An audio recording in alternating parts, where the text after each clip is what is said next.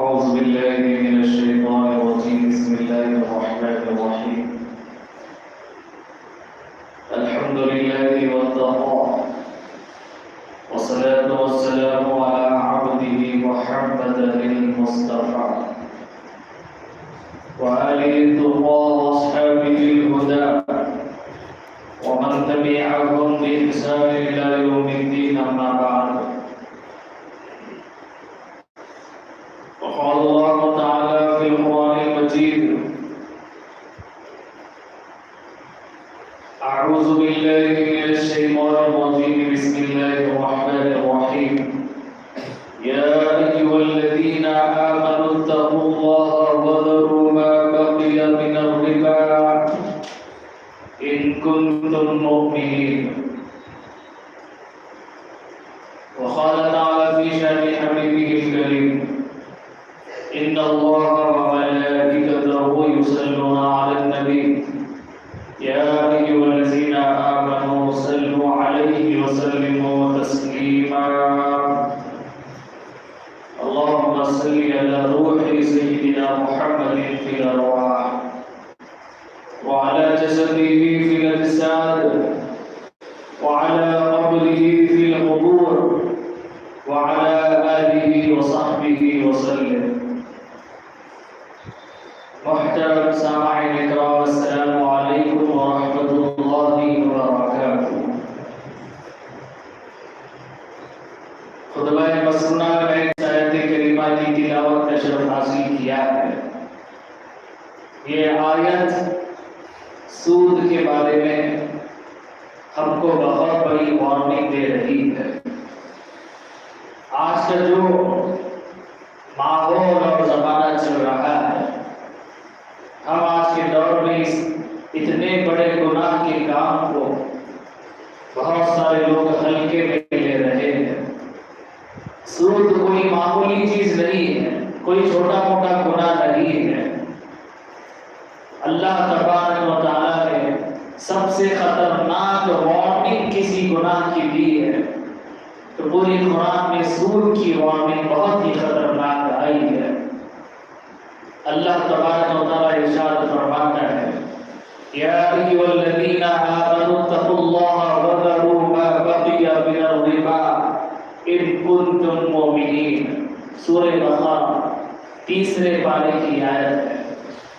اللہ فرماتا ہے ایمان والو اللہ سے ڈرو اور سود سے اپنے آپ کو بچا کر رکھو اگر تم ایمان والے ہو. یہاں پر تو سیدھی بات کہی گئی، اس کے بعد کے جو الفاظ ہیں بہت ہی خطرناک الفاظ. اللہ تبارک و تعالیٰ فرما رہا ہے فَإِن لَّمْ تَفْعَلُوا فَأْذَنُوا بِحَرْبٍ مِّنَ اللَّهِ وَرَسُولِهِ. اگر تم سود سے نہیں بچو گے، سود کا لین دین رکھو گے، ایسے ہی کاروبار یا کام کرو گے، اللہ فرماتا ہے فَأْذَنُوا بِحَرْبٍ مِّنَ اللَّهِ وَرَسُولِهِ. اللہ تمہارے سے اعلان جنگ کر رہا ہے، جنگ کے لیے تیار ہو جاؤ. فَأْذَنُوا بِحَرْبٍ مِّنَ اللَّهِ وَرَسُولِهِ. اللہ کا اور اللہ کے رسول کا تمہارے خلاف اعلان جنگ ہے. اللہ جنگ کرے گا تم سے اگر تم سود کو نہیں چھوڑو گے. یہ بہت ہی خطرناک بات بتائی جا رہی ہے. پوری قرآن شریف میں اتنی خطرناک بات کسی بھی گناہ کی نہیں بتائی گئی. کون ایسا انسان ہے ساری کائنات میں جو اللہ سے جنگ کر سکتا ہے، اللہ سے لڑ اور مقابلہ کر سکتا ہے؟ اس کی مرضی کے بغیر ہم تو سانس بھی نہیں لے سکتے. ہمارا تو جینا محال ہے اس کی مرضی کے بغیر، اس کی اجازت کے، اس کے حکم کے بغیر. اس سے اعلان جنگ یا پھر اس سے مقابلہ کون کر سکتا ہے؟ ہمیں سوچنا ہوگا. اس کے بعد اللہ تبارک و تعالیٰ اسی پارے کی آیتوں میں ارشاد فرماتے ہیں الذین یاکلون الربا. جو لوگ سود کھاتے ہیں، سود کا کاروبار کرتے ہیں، وہ لوگ کیسے اٹھیں گے قیامت کے دن؟ ارشاد فرما رہا ہے لا يقومون الا كما يقوم الذي يتخبطه الشيطان من المس. قیامت کا دن ہوگا، خبر سے وہ اٹھنے کی کوشش کریں گے، اٹھ نہیں سکیں گے، بار بار گرتے جائیں گے۔ جس طرح دنیا میں کسی کے اوپر شیطانی اثرات اگر ہو جاتے ہیں، وہ انسان ٹھیک سے کھڑ بھی نہیں پاتا، وہ ڈولتے رہتا ہے، وہ ہلتے رہتا ہے، غنودگی اور بے چینی اس کے اوپر چھا جاتی ہے، تو یہ حالت ہوگی سود کھانے والوں کا۔ یہ اللہ نے انجام بتایا ہے قرآن میں، الذین یاکلون الربا، جو سود کھاتے ہیں قیامت کے دن قبر سے اٹھیں گے تو ٹھیک سے کھڑے ہونے بھی ان کو نہیں آئے گا۔ یہ تو باتیں قرآن شریف میں ارشاد فرمائی گئی ہے۔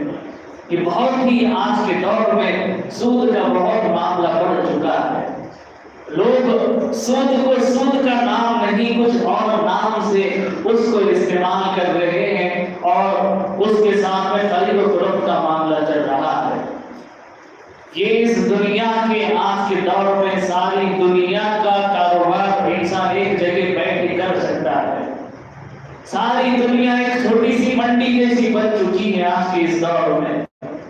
ہر چیز جہاں کی تم چاہتے ہو خرید سکتے ہو، بیچ سکتے ہو، بڑی بڑی ڈیل ایک جگہ بیٹھ کر سکتے ہو، ٹرانزیکشنز بڑے بڑے کر سکتے ہو، کسی بھی کنٹری میں کوئی بھی انسان ہو ایک جگہ بیٹھ کر انسان کر سکتا ہے۔ یہ ترقی ہو چکی ہے دنیا میں، لیکن اس ترقی کے دور میں بھی ہمیں اپنے ایمان کی حفاظت کرنی ضروری ہے۔ خدا نہ خواستہ اگر ایک نوالا بھی اگر ہمارے پیٹ میں سود کے پیسوں کا چلا جاتا ہے، حدیث میں ہے اس سے جو خون بنے گا تمہارے جسم کے اندر یا گوشت بنے گا وہ جنت میں نہیں جا سکے گا، اس کو ہٹا کر اس کو کاٹ کر جنت میں جانا پڑے گا۔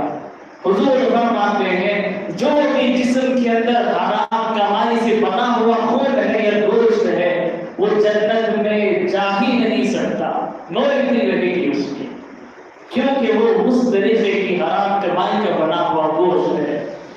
حضور فرماتے ہیں حرام کمائی سے جو جسم کے اندر گوشت بنتا ہے وہ صرف اور صرف حقدار ہے دوزخ کا، جنت میں اس کی انٹری نہیں ہو سکتی۔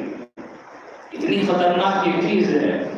اس کے بعد حضور اکرم صلی اللہ علیہ وسلم سے بڑے بڑے گناہوں کے بارے میں حدیث شریف ملتی ہے، لیکن حضور فرماتے ہیں سود کے بارے میں جب حضور نے بیان فرمایا تو حضور کہتے ہیں کوئی انسان 36 مرتبہ زنا کرتا ہے۔ زنا کوئی چھوٹی موٹی چیز نہیں، بہت بڑا گناہ ہے۔ حضور فرماتے ہیں کوئی انسان اگر 36 مرتبہ زنا کرتا ہے اس کو جتنا گناہ ہوگا اس سے بڑھ کے گناہ سود کے کاروبار کرنے والے کو ہوگا، سود کے چیزوں کو کھانے والے اس سے بڑھ کر گناہ ہوگا۔ یہ کتنی بڑی چیز ہے۔ سود اگر ہمارے کاروبار میں تھوڑا سا بھی اگر ملا ہوا ہے ہمیں فوراً توبہ کرنا ہوگا، اپنے آپ کو اس سے دور کرنا ہوگا۔ اتنی خطرناک چیز ہے، اللہ اعلان جلد کر رہا ہے۔ اتنے سروے کر کر دیکھا گیا جتنے لوگ سود کا کاروبار کرتے ہیں وہ کبھی خوش نہیں رہ سکتے۔ بڑی بڑی جائیدادیں ان کے پاس ہے، بہت بڑے بلڈنگز ان کے پاس، بڑے بڑے اپارٹمنٹ ہے، عیش و آرام دکھ رہا ہے ان کو دیکھنے میں۔ قریب جا کر کبھی اس کے دل سے پوچھو وہ سنائے گا تم کو اپنے دل کی۔ ان کو سکون نصیب نہیں ہوتا، ان کی زندگی میں سکون نہیں رہتا۔ دکھنے میں تو بہت کچھ ان کے پاس ہے لیکن ان کی زندگی میں سکون نہیں ہے۔ لیکن یہ جو دیکھو بیچارہ انسان جو پسینہ بہا کر سوکھی روٹی کھاتا ہے، سکون کی نیند سوتا ہے، اللہ اس کو فجر بھی نصیب کرتے ہیں، دوسری نمازوں کو بھی اٹھتا ہے، بہت ہی سکون کی زندگی بہت ہی کم کمانے والے کو اللہ نصیب کرتا ہے۔ سود کا کاروبار ہے، کروڑوں روپے اس کے پاس ہے لیکن اس کی زندگی میں سکون نہیں ہے۔ سکون کی چیزیں ہیں، وہ چاہے تو سکون کی چیزوں کو استعمال کر سکتا ہے لیکن اسے سکون اس کو نہیں ملتا۔ سکون ملتا ہے تو صرف خدا کی طرف سے ملتا ہے۔ سکون کی چیزیں ہونا الگ ہے، سکون ہونا الگ ہے۔ تمام چیزیں دکھ رہی ہیں لیکن اس کی زندگی میں سکون نہیں ہے۔ تو جو انسان سود کے معاملوں میں پھنسا رہتا ہے، یہ سود کے کام کرتا ہے اللہ اس کی زندگی سے سکون کو ختم کر دیتے ہیں۔ یہ دنیا کا عذاب ہے، پھر آخرت میں ایک بڑا عذاب اس کے ساتھ میں ہوگا۔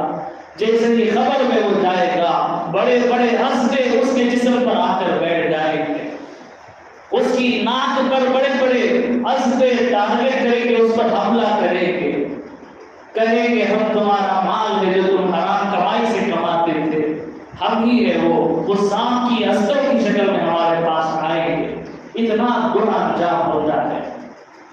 تو کیا اس کی معافی بھی ہے؟ اگر کسی کے ساتھ ایسا کچھ معاملہ ہوا ہے، اب وہ معافی اللہ سے مانگنا چاہتا ہے، یہ کام کو چھوڑنا چاہتا ہے، تو بہت ہی قصے روایتوں میں ملتے ہیں۔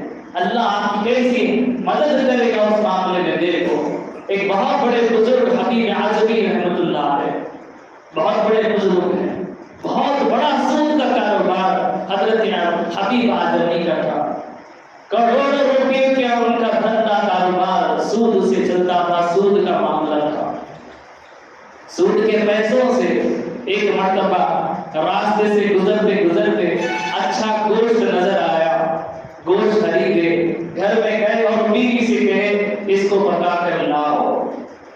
جیسے ہی بیوی اس کو پکانے کے لیے چولہے پر رکھ کر چمچے کو اس کے اندر ہلاتی ہے، وہ پورا گوشت خون بن جاتا ہے، وہ گوشت ہے خون بن چکا ہے۔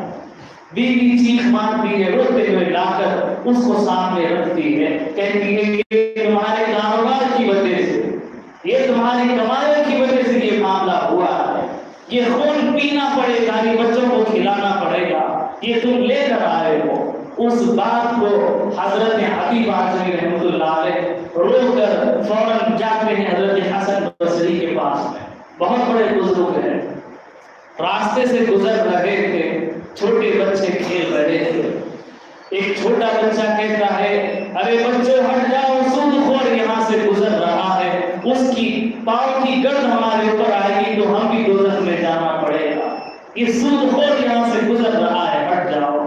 حضرت حبیب اعظمی رحمۃ اللہ علیہ روتے روتے جاتے حضرت حسن بصری کے پاس، جا کر کہتے ہیں حضرت آج سے میں توبہ کرتا ہوں، زندگی میں کبھی سود کا معاملہ نہیں کروں گا، حرام رزق کے بالکل قریب نہیں جاؤں گا، اپنے جسم کے اندر اپنے پیٹ میں کبھی بھی حرام کمائی کا لقمہ میں نہیں ڈالوں گا، میں آپ سے وعدہ کرتا ہوں اور توبہ کرتا ہوں۔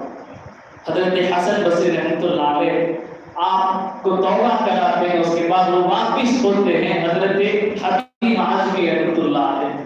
اس کے بعد وہ چھوٹے بچے جو کھیل رہے تھے اسی راستے سے گزرتے ہیں، تو وہ جیسے ہی گزرتے ہیں جلدی جلدی گزرنے کی کوشش کرتے ہیں حضرت حبیب اعظمی، جب واپس ہو رہے تھے تو بچوں نے تانا مارا تھا، اسی لیے جلدی شرمندگی سے گزر رہے ہیں، لیکن وہ جو دھول اٹھ رہی ہے بچے اس کو پکڑ رہے ہیں، اپنے چہروں سے لگا رہے ہیں۔ ایک بچہ جو کہا تھا حرام کی کمائی کھانے والا یہاں سے گزر رہا ہے، ہٹ جاؤ، وہی بچہ کہتا ہے اللہ کا ولی یہاں سے گزر رہا ہے، اس کی دھول کو چہروں پر لگاؤ، اس کی برکت سے جنت ملے گی۔ توبہ کیا آپ نے، توبہ قبول ہوئی تو ایسی قبول ہوئی اللہ نے حضرت حبیب اعظمی کو اپنا ولی بنایا، اپنا دوست بنایا۔ اس لیے ہمیں بھی اپنے لین دین میں کے معاملے میں بھی غور کرنا ہوگا، کون سی رزق اور کمائی ہم کھا رہے ہیں، ہمیں غور کرنا ہوگا، اپنے تمام گھر والوں کو، ماں باپ کو ہم کون سا رزق پہنچا رہے ہیں، ہمیں غور کرنا ہوگا۔ اس کی وجہ سے اگر تھوڑا سا بھی حرام لقمہ ہمارے پیٹ میں یا ہمارے اولاد کے پیٹ میں جائے گا، اس کا بہت ہی برا اثر ہماری زندگی میں ہوگا۔ اللہ سے دعا کہ اللہ تعالیٰ ہم تمام کو حرام لقمے سے، حرام کمائی سے بچائے اور تمام کو اس کے حلال نصیب فرمائے۔ اللہ تعالیٰ اس چیز کو چھوڑنے میں ہم تمام کی مدد فرمائے۔ وآخر دعوانا الحمدللہ رب العالمین۔ جو حضرات سنت ادا نہیں کرے سنت ادا کرے۔